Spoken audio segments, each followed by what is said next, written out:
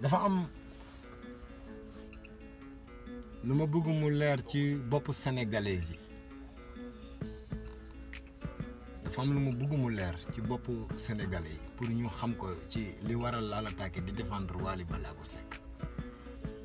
duma far nit ci lu nekkul dëgg Wally suma mbokk la mais ci li may taxaw di ci défendre Wally Ballago Seck parce que Wally nitu dëgg la ci parce que innocent la ci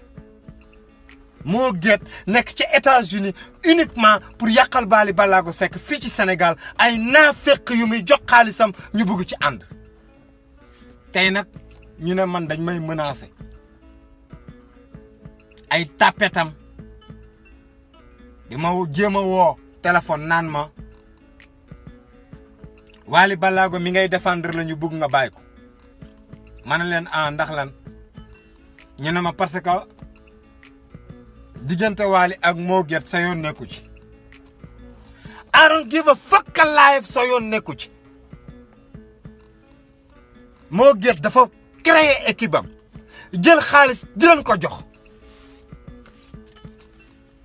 pour ñu yàq carrière Wally Ballago Seck man Lala Take Thirst Life du ma nangu loolu di doomu réew mi gis li Wally Seck liggéey ci réew mi Mo Gates yow lan la ba ngay yónni ay nit jox nga leen 8 millions pour ñu corrompi ma classe suma frère Wally Ballago ma bañ loolu doyu la léegi da nga may menace de mort Mo Gates man Thirst Life superstar légende Machiavelli Tupac ngay menace de mort États-Unis ngay toog di ma menace mais doo toog Sénégal ñi ngay menacer ñi ngay wax Sénégal pour ñu def ma menace de mort ñoo ma la gën a xam ñoo la gën a xam kan mooy Thirst Life Lala Take légende Machiavelli Tupac da ngay yàq sa xaalis da ngay yàq sa xaalis da ngay yàq sa xaalis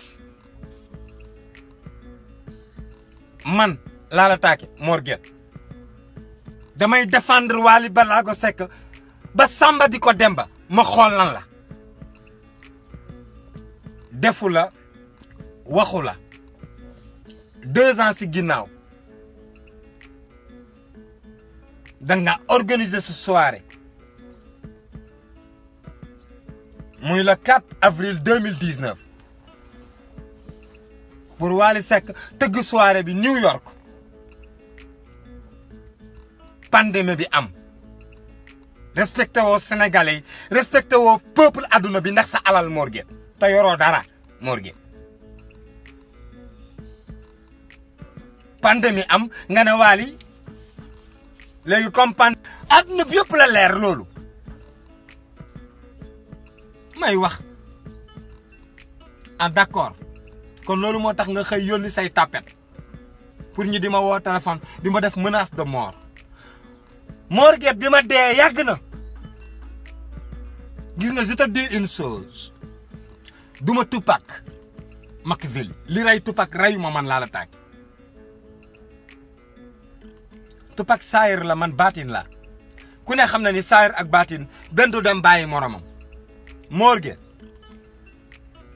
su fekkee da nga ne da nga jóg pour fay carrière Wally Ballago Seck fexeel man Lala Take rey ma ba pare fekk maa ngi dund ci suuf barke alxuraan barke Baye Karim Mbacke Mo Gates keneen kurul yow mayuma ko pour muy jéem a wax dara ci Wally Ballago Seck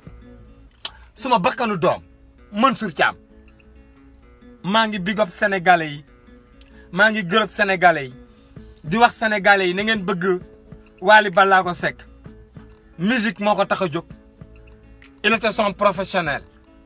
ku mel ni Mo Gates biat si niggas boobu waruñu nangu mu koy yàqal muy man ak keneen na sénégalais yëpp jug taxaw te xam ne Mo Gates bu réussir ci Wally dina dem ci keneen ku dul Wally ñun waruñu ko may ñun sénégalais yi maa ngi big up sénégalais yëpp di big up fan su Thirst Life Lala Take yi Thirst Life di big up fan su Dip Doundou Guiss yëpp maa ngi leen di big up yéen waa Sénégal one love soxlawul sa xaalis yaa ko soxla pour mu tëggal la soirée New York ñaka euro paas ñëw New York pour jox la sa xaalis ne la juste bi nga tegoon mu taxaw avocat ba na tegaat ko mu taxaw ma jox la xaalis nga di ko wër-wërloo di ko jéem a waaye du loo Ndiaga Euro mi am ful la di ménager Wally Ballago Seck danga ko mën a yow wër-wërloo léegi amoo looy def wut nga Wally ci côté point yëpp sotti wut nga ne danga koy humilier ci peuple sénégalais munul nekk Wally mooy Sénégal suma bakkanu doom man Teuss Live Superstar du ma seetaan loolu maa ngi dégg ay seytaane rajim yi ay seytaane yoo xamante ne comprendre ñu lan moo tax man laa la tàggee Teuss Live ma ne Wally Seck nañ ko bàyyi tout tranquille comprendre ñu nan la scène bi demee ñuy jéem a topp réseaux sociaux yi naan damay dóor naan damay waxee lu ma neex sama bakkan naan waruma défendre Wally. I don't give a fuck life. I know what I'm saying. bu ma noppee défendre Wally Ballago Seck mooy damaa dee.